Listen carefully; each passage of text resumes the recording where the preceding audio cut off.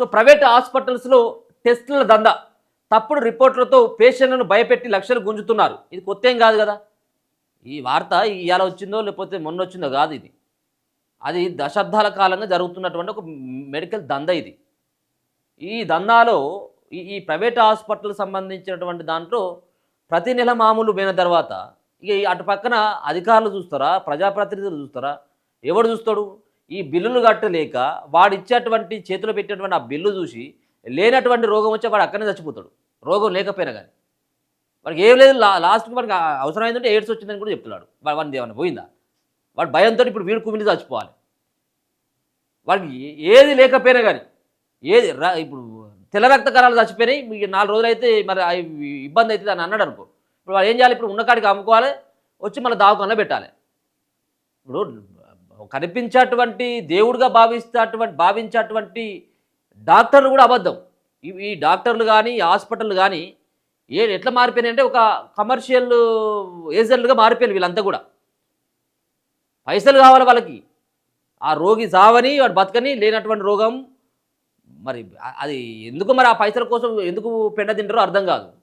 లేనటువంటి రోగాలని ఎక్స్రేలు ఇప్పుడు సామాన్యులకు ఏం తెలుస్తుంది? దవాఖానకి ఏదో దగ్గో లేకపోతే కొంత సిక్ అయిపోయి ఒక వారం రోజులు బెడ్ మీద పడ్డ తర్వాత పెద్ద దవాఖానకు పోతే లేదు నీకు మొత్తం రక్త కణాలన్నీ చచ్చిపోయినాయి, నీకు రక్తం ఎక్కియాల్సి ఉంటుంది, నీకు ట్రీట్మెంట్ చేయకపోతే చచ్చిపోతామని చెప్పేసరికి కథ భార్య మీద ఉన్నటువంటి పుస్తకాల తాలూకాంచి మొత్తం తీసుకొచ్చి కుదోబెట్టి ఇప్పుడు వీటికి కట్టాలి బిల్లులు. తప్పుడు రిపోర్ట్లతో పేషెంట్లను భయపెట్టి లక్షలు గుంజుతున్నారు. ప్లేట్లెట్లు తగ్గకపోయినా తగ్గినట్లు, షుగర్ లేకపోయినా ఉన్నట్లు ఫేక్ రిపోర్టులు సృష్టి. ఇటీవల కుక్కడపల్లిలో ప్రైవేట్ హాస్పిటల్లో బయటపడ్డ రిపోర్ట్ల మ్యానిపులేషన్, ఫిజియోథెరపీతో నయమయ్యే మోకాల నొప్పులకు సర్జరీలు, సాధారణ జ్వరంతో వెళ్ళిన ఐసీయూల్లో చేర్చి జనం జేబులు చిల్లులు, ప్రైవేట్ హాస్పిటల్స్పై కురవడిన అధికారుల పర్యవేక్షణ, ప్రైవేట్ ల్యాబ్లు హాస్పిటల్స్లో దోపిడీకి చెక్ పెట్టాలని ప్రజల నుంచి వినతి కాదు, నువ్వు పొర్లు దండాలు పెట్టుగాక. ప్రైవేట్ హాస్పిటల్స్ అంతే. ప్రైవేట్ హాస్పిటల్ ఎవరి ఉన్నాయి? వీలే కదా, ఈ అగ్రకులాల వాళ్ళవి, లేకపోయినట్లయితే పొలిటీషియన్స్ బావలే బామర్దులై వాళ్ళ దగ్గరలే కదా ఉండేవి ఇవన్నీ కూడా. ఇక చూడు, ఇది ఫిజియోథెరపీ తగ్గేటువంటి మోకాల నొప్పులకి సర్జరీ చేసేసింది. ఇటువంటి దందా దీన్ని కదా అరికట్టాల్సింది. గవర్నమెంట్ చేయాల్సినటువంటి పని ఇది కదా. ఫీజులని ప్రైవేటు స్కూళ్ళల్లో ఉండేటువంటి దోపిడీ, ప్రైవేటు హాస్పిటల్లో ఉన్నటువంటి దోపిడీ, ఈ 2 దోపిడీలు ఎప్పుడు కూడా ఆగవి, గుర్తుపెట్టుకోరు. నువ్వు ఎన్ని ప్రభుత్వాలు మారినాయి కాక ఆ గవర్నమెంట్లో ఉన్నటువంటి ముఖ్యమైనటువంటి నేతలకే వీరు దగ్గర నుంచి కమిషన్ రూపంలో పైసలు పోయిన తర్వాత వాళ్ళెందుకు వీటి అడ్డుకట్టేస్తారు? అధికారులు ఎప్పుడైనా పోయి వీటి సీజ్ చేసిన పెద్ద హాస్పిటల్ ఎప్పుడైనా సీజ్ చేసినటువంటి దాఖలు ఎప్పుడైనా చూసినాము మనం? అంతేందుకు ఆర్ఎంపీ వీళ్ళు చేయరు, ఆర్ఎంపీ దగ్గరకు పోయే వీళ్ళు కనీసం చెక్ చేసేటువంటి పరిస్థితి ఉండదు ఈ అధికారులు. రోగాన్ని నయం చేయాల్సిన ఆసుపత్రులు దోపిడీ కేంద్రాలుగా మారుతున్నాయి. వైద్యో నారాయణ హరి అని అన్న సూక్తిని పాతరేసి రోగుల భయాన్నే పెట్టుబడిగా మార్చుకుంటున్నారు. టెస్ట్ రిపోర్టులను తమకు కావలసినట్లుగా మార్చుకుంటూ లేని రోగాలను ఉన్నట్లు చూపిస్తూ లక్షల్లో దండుకుంటున్నారు. వైద్య ఆరోగ్య శాఖ అధికారులు పర్యవేక్షణను గాలి కొదిలేయడంతో ప్రైవేటు మాఫియా దోపిడీకి అడ్డు లేకుండా పోతున్నదని విమర్శలు వెల్లువెత్తుతున్నాయి. రక్తంలో ప్లేట్లెట్ల సంఖ్య సరిపడా ఉన్నా తగ్గినట్లు, ఒంట్లో షుగర్ లేకపోయినా ఉన్నట్లు, అలాగే సాఫ్ట్వేర్లలో డేటా మార్చి తప్పుడు రిపోర్టులు సృష్టిస్తున్నారు. ఐసీయూలు, వెంటిలేటర్లు, అనవసర సర్జరీల పేరుతో బాధితులను దోచుకుంటున్నారు. సాధారణ జ్వరం అని వెళ్తే చాలు పేషెంట్ ప్రాణాల మీదకి వచ్చిందంటూ ల్యాబ్ రిపోర్టులను ట్యాంపరింగ్ చేసి భయపెట్టి లక్షలు గుంజుతున్నారు. ఇక మనం ఇప్పుడు ఈ వర్షాకాలం కాబట్టి ఏమైనా పోయిందనుకో, ఉత్త జ్వరం రాని దగ్గి కొంత బాడీ కొంత వేడిగా ఉండని, అది పోయినాక టైఫాయిడ్ వచ్చిందని చెప్పేసి 10 రోజులు అలా పండబెట్టకపోతే అడుగురు. ఇప్పుడు మనకి దొరికింది సంది. ఇప్పుడు ఇక చిన్నపిల్లలు తీసుకుపోయినట్టయితే ఉంటే ఇక వాడు ఎక్కలేనటువంటి భయం, ఆ యముడు కూడా పెట్టాడు కావచ్చు, అంత భయం పెడతాడు చిన్నపిల్లలను కనుక మనం దవాఖాన తీసుకుపోతే. మొత్తం ఫ్లేట్ లెవెల్స్ అన్నీ కూడా తగ్గిపోయినాయి. బాబు పరిస్థితి చాలా సీరియస్గా ఉంది, 2-3 రోజులు మీరు లేట్ చేయడం ద్వారా ఈ పరిస్థితి వచ్చింది అని చెప్పేసి ఇక వెంటిలేటరు, ఐసీయూలో పెట్టి ఈ టెస్టులు ఆ టెస్టులు అని చేసి ఒక్క రోజులలో తీసుకొచ్చి ₹1,00,000 బిల్లు చేతిలో పెడతాడు. ఇక తప్పుతుంది. ఇక పిల్లలంటే ఎవరికైనా ప్రేమే, ఉన్నది లేనిది సంపాదించుకున్నది వెనకేసుకున్నది అంతా తీసుకుపోయి మళ్ళీ వారి గల్లపెట్టలో పెట్టాలి. టార్గెట్లు పెంచుకొని మరీ దోపిడీ అట. ప్రైవేట్ కార్పొరేట్ హాస్పిటల్స్ మేనేజ్మెంట్లు డాక్టర్లపై పెడుతున్న టార్గెట్లే ఈ దోపిడీకి ప్రధాన కారణమని తెలుస్తున్నది. హాస్పిటల్స్లో ఉన్న ఓపీ బెడ్ల సంఖ్యను బట్టి ప్రతి నెల టార్గెట్లు ఉంటున్నాయి. డాక్టర్లు ప్రతి నెల నెల ఇన్ని ల్యాబ్స్ టెస్టులు చేయాలని, ఇన్ని సర్జరీలు చేయాలని లక్ష్యం.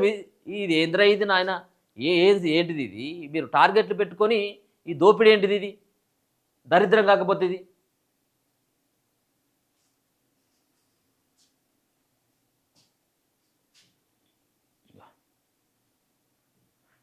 లక్షలు జీతాలు ఇస్తూనే టెస్టులు సర్జరీలో కమిషన్లు ఇస్తుండడంతో పలువురు డాక్టర్లు టార్గెట్లు చేరుకోవడం కోసం ల్యాబ్ టెక్నీషియన్ల ద్వారా ల్యాబ్ ఇన్ఫర్మేషన్ సిస్టమ్ సాఫ్ట్వేర్లో కోడింగ్ మార్పించి రిపోర్ట్స్ను వాళ్ళకు అనుకూలంగా తిరగరాస్తున్నారు. అయితే ఇప్పుడు మనం వీళ్ళు ఏమవుతుందంటే, ఇప్పుడు దొరకకుండా ఏం చేస్తారంటే దాంట్లో ఉన్నటువంటి సాఫ్ట్వేర్ను మారుస్తారట.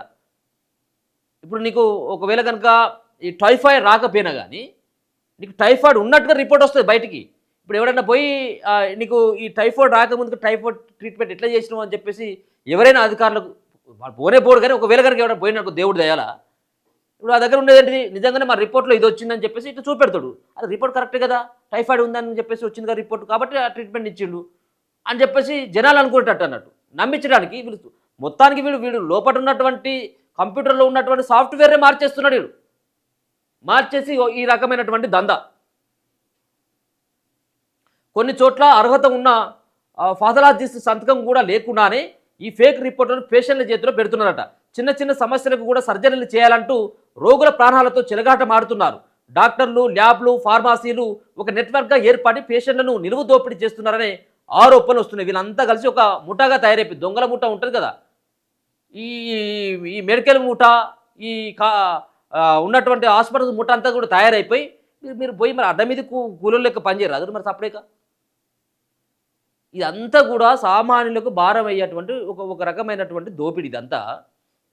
వీళ్ళంతా కూడా చాలామంది ఈ పైసలు కట్టలేక, రెండోది రానటువంటి రోగానికి కూడా అదనంగా పైసలు చెల్లించి జేబులంతా కూడా గుల. ప్రైవేటు హాస్పిటల్కి పోయినామంటే ఇక లక్షలు పట్టుకోవాల్సి, వేలతోటి ఎప్పుడు కూడా కాదు. నువ్వు ఒక్కరోజు అల్లుండు కాక 40-50 వేలనే చేతిలో పెడతాడు బిల్లు. సో సరిపడా ఉన్న తగ్గినట్లు చూపుతూ ప్రైవేట్ హాస్పిటల్స్లో ప్లేట్లెట్ల పేరుతో నడుస్తున్న దందాకు అడ్డు అదుపు లేకుండా పోతున్నది. సాఫ్ట్వేర్లో డేటాను మార్చి ప్లేట్లెట్లు పడిపోతున్నాయని, వెంటనే ఐసీయూలో చేర్చకపోతే ప్రాణాలేక ప్రమాదమని కుటుంబ సభ్యులను భయపెడుతున్నారు. నిజానికి రక్తంలో 1.5 లక్షల నుంచి 4.5 లక్షల వరకు ప్లేట్లెట్లు ఉంటాయి. 1,00,000 నుంచి 1.5 అంటే 1,50,000 వరకు ఉంటే అది మైల్డ్ థ్రోంబోసైటోపెనియా అంటారు. ఇది ఎంత మాత్రం ప్రమాదకరం కాదు.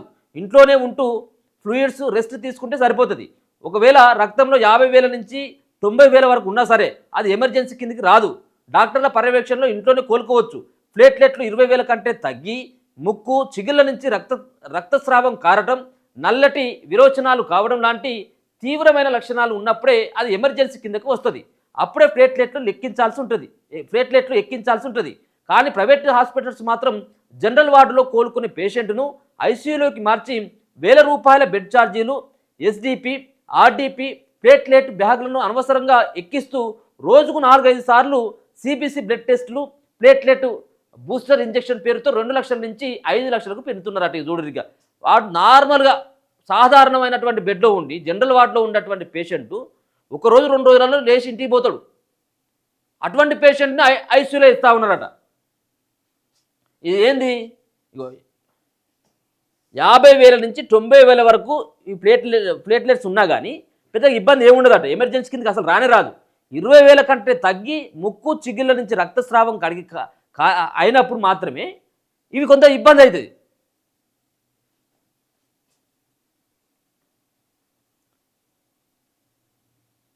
సో పేషెంట్లు కూడా ఒకసారి క్రాస్ చెక్ చేసుకోవాలి.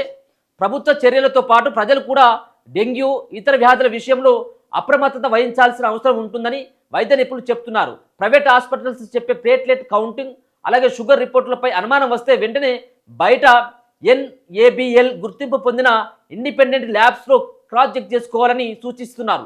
ప్లేట్లెట్లు 50,000 పైన ఉన్నంత వరకు అనవసరంగా భయపడకుండా ఐసీయూలో చేరకముందే సెకండ్ ఒపీనియన్ తీసుకోవాలంటున్నారు. అలాగే ప్రింటెడ్ ల్యాబ్ రిపోర్ట్లపై క్వాలిఫైడ్ పాథాలజిస్ట్ సంతకం ఉందో లేదో సరిచూసుకోవాలని ప్రతి చిన్న మార్పును గమనిస్తూ బిల్లులు రిపోర్టుల ఆధారంగా ఫోన్లలో భద్రపరచుకోవాలని నిపుణులు సూచిస్తున్నారు. ఏం సూచించినా కానీ వాడు మొత్తానికే వాడు సాఫ్ట్వేర్ మారుస్తాడు లోపల. ఇప్పుడు ఏం చేస్తాడు, ఇప్పుడు ఒకటికి 2 సార్లు చెక్ చేసుకోవాలంట. ప్రాణాలంటే ఎవరికైనా కానీ తీపే.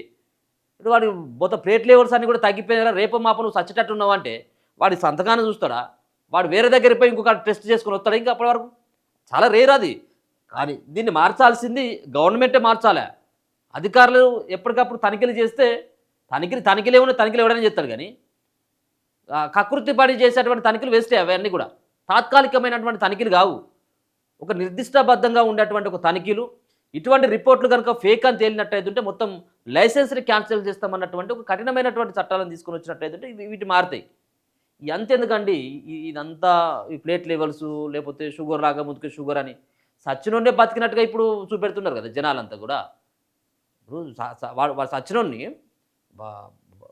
ఆల్రెడీ చచ్చిపోయి 3-4 రోజులు అయిపోతుంది.